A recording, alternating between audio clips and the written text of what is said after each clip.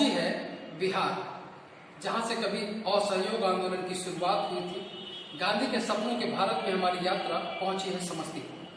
समस्तीपुर में हम कुछ सामाजिक कार्यकर्ताओं से मिल रहे हैं। इसी बीच हमारी मुलाकात कीर्ति किंग जी से हुई, जो बाय प्रोफेशन BHMS की पढ़ाई भी कर रही हैं, होम्योपैथी से डॉक्टर भी बन रही हैं और कोरोना पैंडेमिक आने से पहले ही अपनी दूरदर्शिता को देखते हुए इन्होंने हेल्थ सेक्टर में पैरामेडिकल स्टाफ की जो कमी है इस देश में, इस कमी को पूरा करने के उद्देश्य से विलकरस पैरामेडिकल कॉलेज की स्थापना की है।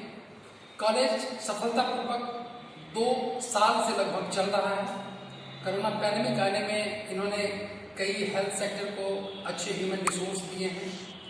आज इनके यहाँ एक मेडिकल कैंप का आयोजन किया गया था, ब्लड डोनेशन कैंप का आयोजन किया गया था। रेड क्रॉस सोसाइटी और इनकी ऑर्गेनाइजेशन के सहयोग से यह ब्लड डोनेशन कैंप यहाँ हुआ, जिसमें कई स्टूडेंट ने धनतेरस के शुभ अवसर पर इस ब्लड डोनेशन कैंप का आयोजन सिर्फ इसलिए किया गया कि एक तरफ जहां लोग उपभोक्तावादी संस्कृति में आज के दिन को खरीदने और शुभ संकेत मानते हैं, वहीं इन्होंने एक समाज में एक मैसेज देने का काम किया है, समथिंग बैक टू सोसाइटी के लिए, कि आज धनतेरस के दिन इन्होंने ब्लड डोनेशन, मतलब मनुष्य के जीवन के लिए, जीवन में ब्लड से ज़्यादा इम्पोर्टेंट किसी भी चीज़ की नहीं होती और उस ब्लड से कई लोगों की जान बचाई जा सके, यह मैसेज इन्होंने आज समथिंग बैक टू सोसाइटी के उद्देश्य से दिया है। सबसे पहले कीर्ति किंग जी, आपका हमारे इस कार्यक्रम में स्वागत है।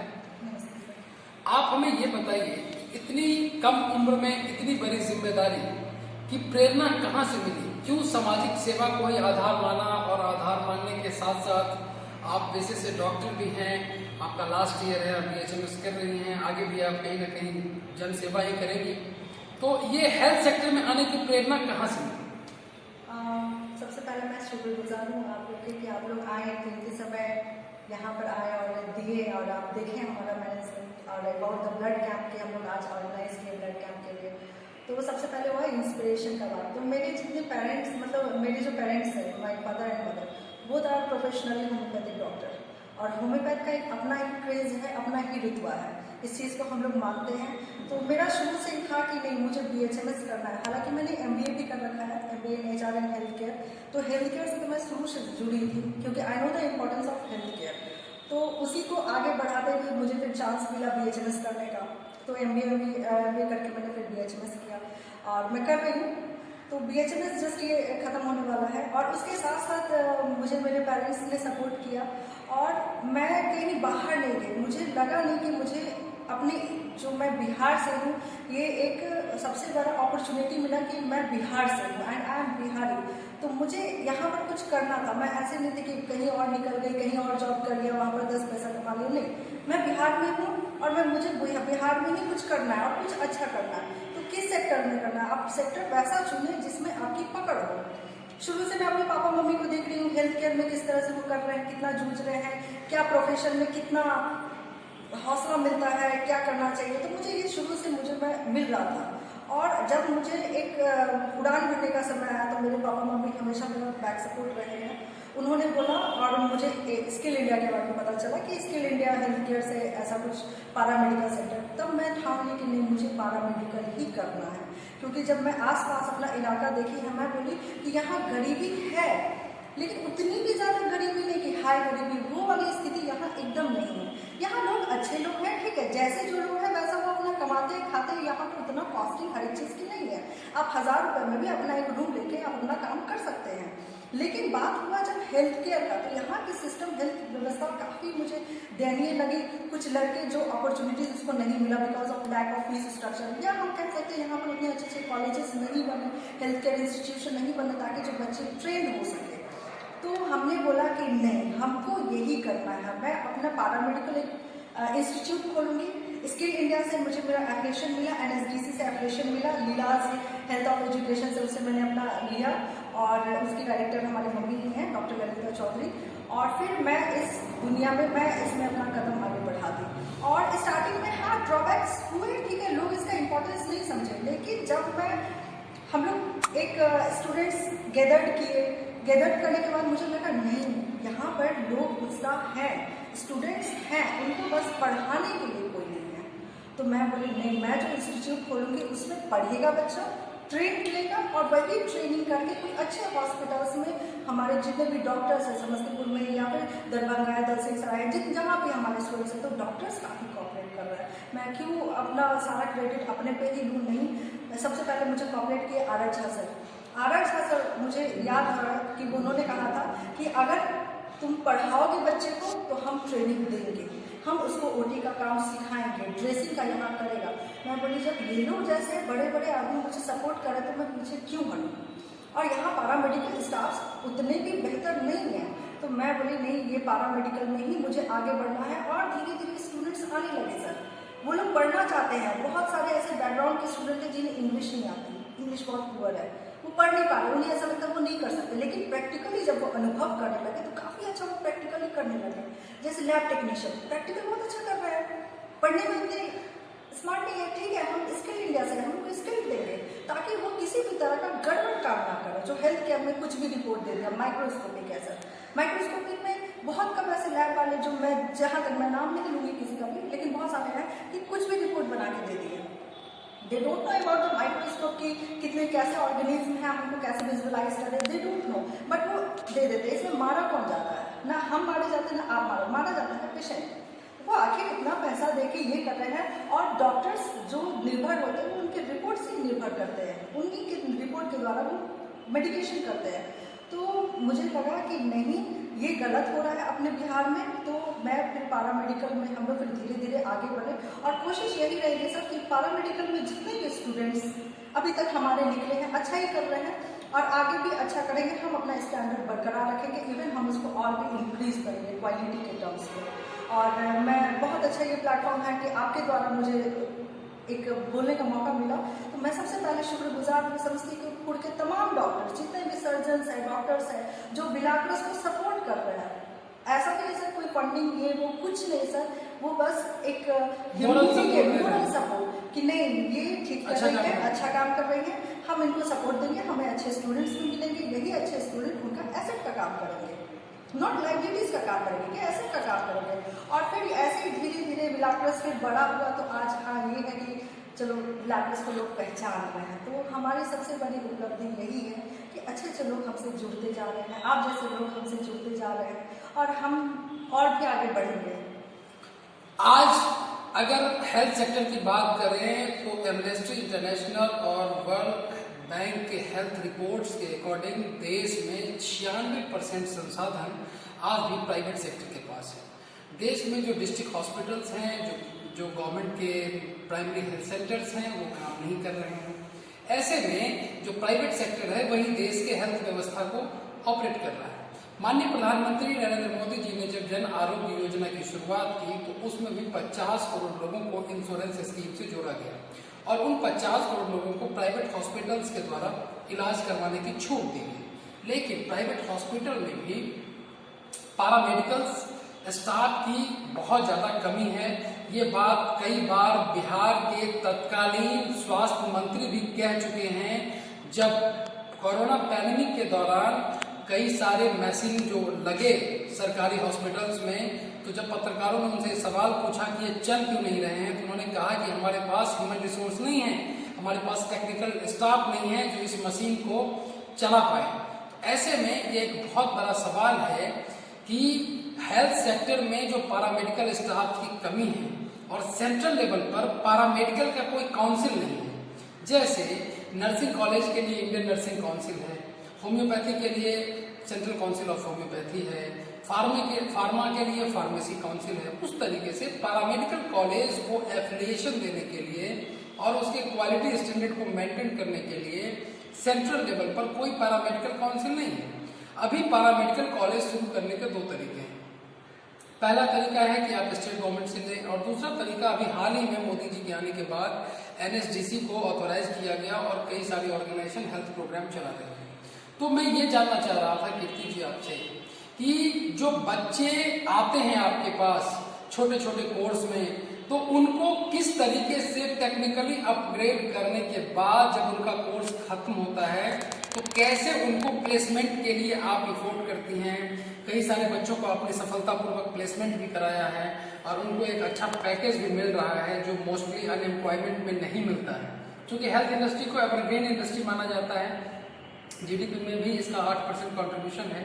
तो ऐसे में जो बच्चे यहाँ आते हैं उनसे आपकी क्या उम्मीद होती हैं और कैसे आप उनको अपने लीडरशिप में टेक्निकली अपग्रेड करते हैं और फिर उनका प्लेसमेंट होता है। सर मैं सबसे पहले बोलना चाहूँगी कि एक चीज़ बहुत ज़्यादा रिक्वायरमेंट है इस चीज़ की, वो है इंटरेस्ट। अगर आपके पास इंटरेस्ट है और आप उतना अच्छा पढ़ने में नहीं है तो आप जरूर आए। अगर इंटरेस्ट है कि नहीं मुझे सेवा भाव में ही जाना है, मुझे पैरामेडिकल ही करना है, आर्ट्स हो, मैथ्स हो, कॉमर्स हो, जिस भी बैकग्राउंड के स्टूडेंट हो आप कर सकते हैं। इसके लिए ऐसे ही बना हुआ है। और हम लोग जैसे लोग जो इंस्टीट्यूट चलाते हैं उनका पूरा मोटो होता है कि बच्चे को ग्राउंड से उठाएं। ग्राउंड से जब आप उठाओगे ना एक एक चीज़, जैसे स्केलेटल सिस्टम से भी उठाए हैं, तो जब हम ग्राउंड से उठाएंगे ना तो धीरे धीरे वो उनका पकड़ बन जाएगा। क्योंकि जब हम मान लीजिए एक बच्चे को जिसको ABCD नहीं आती है तो उसको बुक देने का कोई फायदा ही नहीं है। तो इट विल बी गुड कि हम उसको ABCD से स्टार्ट करें। तो हमारा फुल इंटेंशन यही होता है कि हम ग्राउंड पे काम करें। जब हम ग्राउंड पे काम करते हैं ना तो उनको इंटरेस्ट आने लगता है कि हाँ और भी इंटरेस्टिंग आएगा कि चलो हम ये करते हैं वो करते हैं, हम चलो माइक्रोस्कोप कर लिया, नेक्स्ट पे टेस्ट कर लिया, OT का काम कर लिया। तो बस हम लोग एक इंटरेस्ट जगाने का कोशिश करते हैं और जैसे वो इंटरेस्ट जाग जाता है तो फिर हमें भी दिक्कत नहीं होती उनको पढ़ाने में, उन्हें भी दिक्कत नहीं होती है।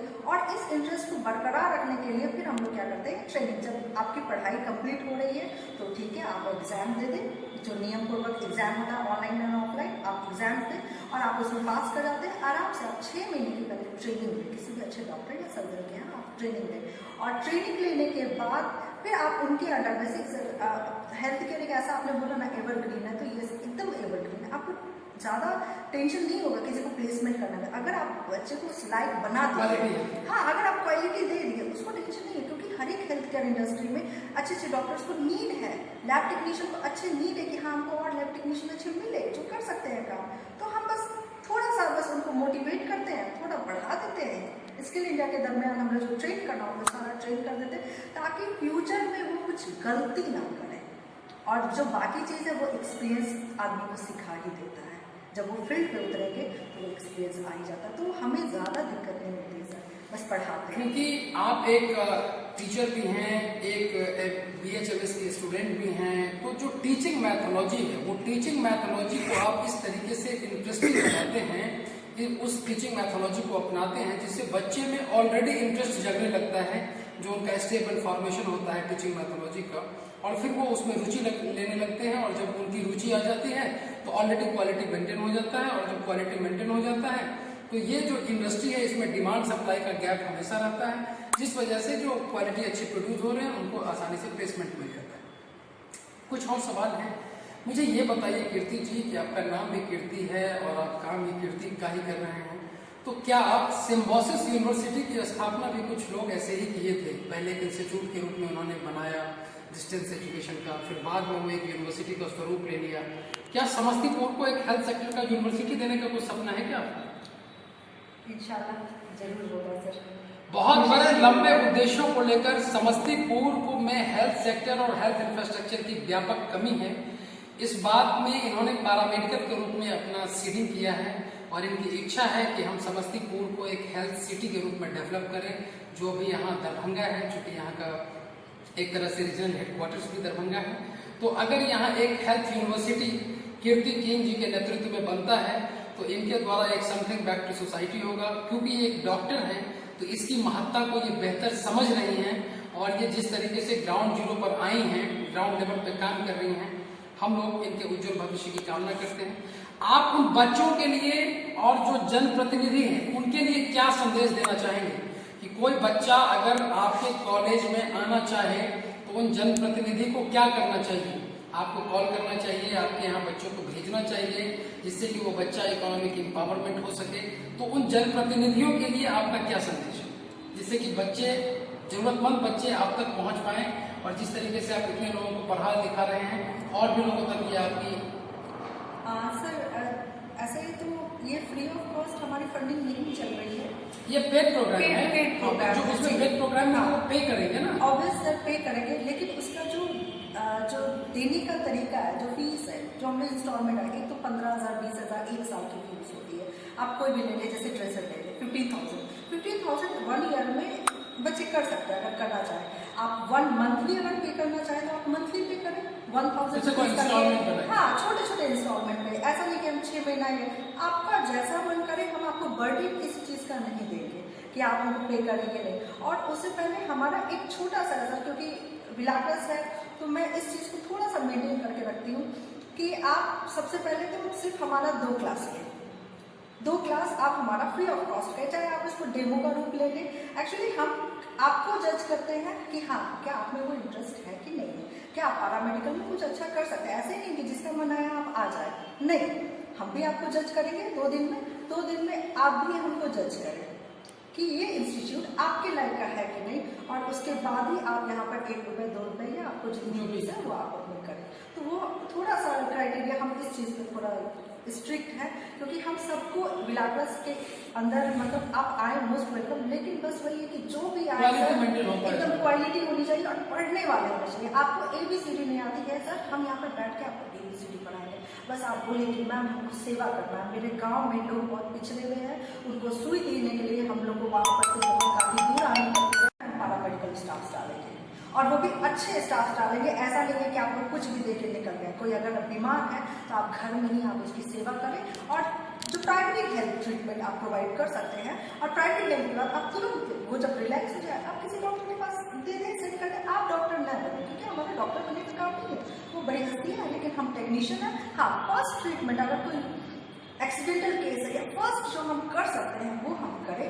और इस चीज़ ये नहीं कि छोटे से बस हमको एक इंजेक्शन ट्रीटमेंट है सर, ट्रीटमेंट लगाने के लिए लोग पता चलता है गांव से आते हैं शहर में ट्रीटमेंट देने, नहीं, हम डालेंगे। हम अपने स्टूडेंट्स को इतना ट्रेन करेंगे सर कि ये छोटे मोटे चीज़ों के लिए जो रूरल एरियाज है उन लोगों को प्रॉब्लम ना हो। और ऐसा नहीं है सर कि हम किसी को भी देते हैं, नहीं, जो स्टूडेंट विलाकर्स का अगर टैग है तो उसमें वो क्वालिटी होगी, तभी उसमें विलाकर्स का टैग है। और इस चीज़ को हम पूरी तरह से हम मेंटेन करते हैं। एक मिशन के तहत समथिंग बैक टू सोसाइटी करने के उद्देश्य से चैरिटी बिगिंस एट होम की प्रक्रिया को आगे बढ़ाते हुए कीट की टीम भी समस्तीपुर में स्वास्थ्य केंद्र के रूप में स्वास्थ्य सेक्टर के लिए समस्तीपुर को डेवलप करने के लंबे इरादे के साथ पैरामेडिकल से एक छोटी सी शुरुआत की है। बहुत जल्द ये BHMS डॉक्टर बन जाएंगे, अगले साल लास्ट ईयर है इनका। फिर उसके बाद इनकी यात्रा जीवन में अंतहीन यात्रा के रूप में रहेंगी और ये समस्तीपुर को बहुत कुछ देना चाहते हैं। वीडियो टीम के साथ समस्तीपुर।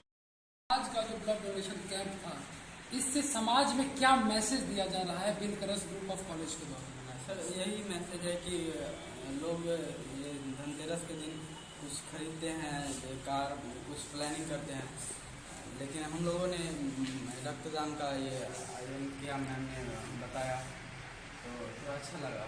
बहुत अच्छा लगा। मतलब जी बताइए मनीष जी, आप कैसा फील कर रहे हैं आज रक्तदान शिविर में आकर? ये जो ब्लड डोनेशन कैंप लगाया गया बिलाकर्स पैरामेडिकल कॉलेज में, इससे बहुत खुशी हुई और लोगों तक यह संदेश पहुंचाना चाहेंगे इन फ्यूचर में ऐसा करे, ब्लड डोनेट करे, और ताकि शरीर के लिए भी हेल्दी रहे और जीवन बच सके दूसरे के लिए। और बिलाकर्स में ऐसी शिक्षा भी दी जाती है जिससे कि फ्यूचर में कुछ बन सके। जी कैसा फील कर रहे हैं आज ये ब्लड डोनेशन कैंप?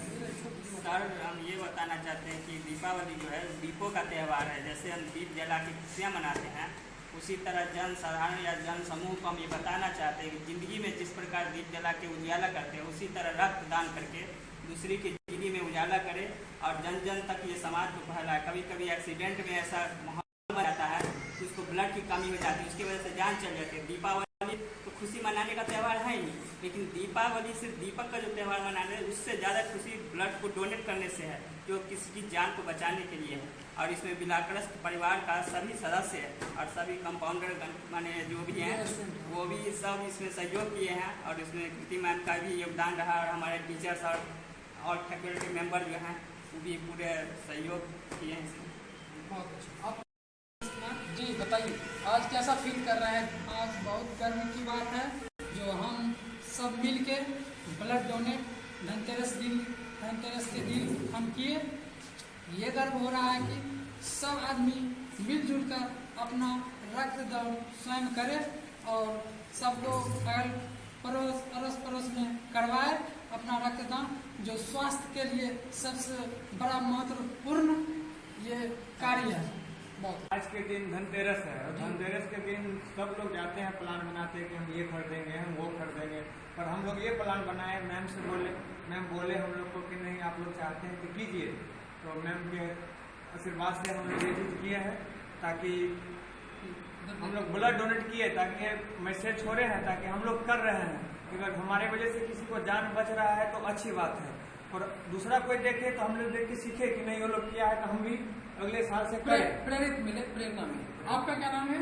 जी मेरा नाम श्रवण कुमार हुआ। श्रवण जी, आप किस प्रोग्राम में हैं यहाँ पे? अभी तो हम ब्लड डोनेशन कैंप में हैं। जी जी, क्या उद्देश्य था इस ब्लड डोनेशन कैंप? इस उद्देश्य इसका मेरा यही उद्देश्य था कि हम समाज में एक जागरूक पैदा करें, क्योंकि हम एक पैरामेडिकल स्टाफ हैं और हम जिस सेक्टर में हैं इस सेक्टर से हम अपने समाज में किस तरह से बदलाव लाएं, यही बदलाव की प्रेरणा लेकर हम एक मैसेज देना चाहते हैं समाज में कि आज धनतेरस की दिन है और धनतेरस के रोज हम सब मिलकर जो हमारे आसपास में जो लोग हैं वह विभिन्न तरह के सामग्री खरीदते हैं और हमारे उस सामग्री खरीदने से हम लोग हमारे समाज की कल्याण नहीं होगा। वो जो खरीदते हैं वो अपने स्वार्थ के लिए खरीदते हैं, इससे हमारे समाज का कोई कल्याण नहीं होगा। इसलिए हम क्यों न एक ऐसा संदेश दें कि हम लोग जो आज कैंप लगाए हैं ब्लड डोनेशन करने का, जो रक्तदान देने का जो कैंप लगाए हैं, इसमें एक ऐसी समाज और समाज के एक ऐसा हम संदेश दें कि हम आगे की जो पीढ़ी है और युवा हो यह इससे हमें सीख ले कि यह सबसे बड़ी प्रेरित करने का। और दूसरी बात है, अगर किसी को दान देने के इच्छुक हैं तो क्यों ना हम जीते जी हुए रक्तदान दें और मरने के बाद उसे जीवन दान दें। यही मेरा उद्देश्य है और हम सबका यह दायित्व है, क्योंकि हम जो पैरामेडिकल सेक्टर में जो रह रहे हैं इससे बड़ी हमें खुशी और क्या मिल सकता है। और इसके लिए मैं तहे दिल से मैं अपनी कीर्ति मैम का आभार व्यक्त करता हूं और सबसे पहले मैं समाधान न्यूज की ओर से आपको भी तहे दिल से, क्योंकि आपने हमारे इस प्रोग्राम में आए, इसके लिए मैं अपने बिलागराज परिवार की ओर से और मैं अपनी ओर से बहुत। जी बताइए, आज जो ब्लड डोनेशन कैंप है इसको कैसे देखते हैं और समाज में क्या मैसेज देना चाहिए? जी सर, मैं इस ब्लड डोनेशन कैंप बहुत सारे पहले भी सुना था, बट मैंने डोनेट ब्लड नहीं किया था। आज हमको अवसर मिला कीर्ति मैम से, पैरामेडिकल कॉलेज से, बिलाकर से ब्लड डोनेट करने का, तो हमको बहुत अच्छा लगा इस बात पर। और जो भी आज धनतेरस के शुभ अवसर पे था, बहुत अच्छा लगा सर। आप आज ब्लड डोनेशन कैंप में आकर आपको कैसा महसूस हो रहा है? गौरवान्वित महसूस कर रहे होंगे आज आप, क्योंकि अब इस तरह का कार्यक्रम इस शहर का अपने आप में एक पहला कार्यक्रम है जो आज के दिन इतने बड़े उद्देश्यों को लेकर यहाँ से लोगों तक ये मैसेज पहुँचाने का काम किया जा रहा है। जी बहुत अच्छा लगा यहाँ पे जी। और हमारे ब्लड डोनेशन से अगर एक भी गरीब को जान बच जाए ये बहुत गर्व की बात है, यही हम कहना चाहेंगे। आप बताइए, आज जो ये ब्लड डोनेशन कैंप का आयोजन किया गया था, समाज में क्या मैसेज देने के लिए, समाज के लिए इसको कैसे प्रेरित हुए आप? सर, आज किसी मैम के द्वारा ये कैंप आयोजित किया गया था। आज मेरा ये फर्स्ट ये ब्लड डोनेट किए हैं, इससे मुझे ये सीख मिली है और सर के द्वारा बताया भी गया कि जो ब्लड डोनेट किए हैं इसके द्वारा हम 3 लोगों को इस ब्लड से हम नया जीवन दे सकते हैं। तो हम आज के युवाओं को यही सलाह देना चाहेंगे कि अधिक से अधिक ये ब्लड डोनेट करें और गरीब हो या जो भी उनके ये ब्लड के द्वारा उनका जीवन बचाया जा सकता है। बहुत। क्या नाम हुआ सर आपका? मेरा नाम मोहम्मद अलीम हुआ। जी मोहम्मद अलीम साहब, कैसे देख रहे हैं ये जो आज जो ब्लड डोनेशन कैंप किया गया है, ये जमहूरियत में आवाम को किस तरीके से क्या संदेश है? देखिए, असल में कि सबसे पहले तो हम इस इंस्टीट्यूट का और इस कॉलेज का आभार व्यक्त करना चाहेंगे कि इस अच्छे फेस्टिवल डे में इस तरीके का एक प्रोग्राम रखा गया और जो हमारे स्टूडेंट थे उसमें सब ने आगे बढ़कर और मतलब वो अपना हिस्सा लिए और ब्लड डोनेशन किए। ब्लड डोनेशन करने के बाद जो आज डे है, आज हमारे मार्केट के अंदर में हमारे हमारे बहुत सारे लोग ऐसे हैं जो जाकर एक कोई नई चीज़ को लेंगे, लेकिन नई चीज़ लेने के बाद क्या होगा कि वो अपने घर के चीज़ों को, अपने घर के जो वो है सामान खरीदारी करेंगे, लेकिन उससे समाज का बेनिफिट नहीं होने वाला है, ना उसका कोई फायदा होने वाला है। लेकिन आज हम ब्लड डोनेशन जो किए हैं या हमारे इंस्टीट्यूट के जो बच्चे जो ब्लड डोनेशन किए हैं, उससे हमारे समाज के लोगों को, जिस लोगों को ज़रूरत होगा वो उसको पूर्ति किया जाएगा। उसको ज़रूरत होगी तो एक चीज़ और हम संदेश देना चाहेंगे हमारे देशवासियों को और यंग लोगों को कि हमारे समाज के अंदर में लोगों को ब्लड डोनेशन करने से डर लगता है कि हमें ब्लड, हमारे बॉडी में ब्लड नहीं है, हम देंगे तो हम बीमार पड़ेंगे, वीकनेस होगी।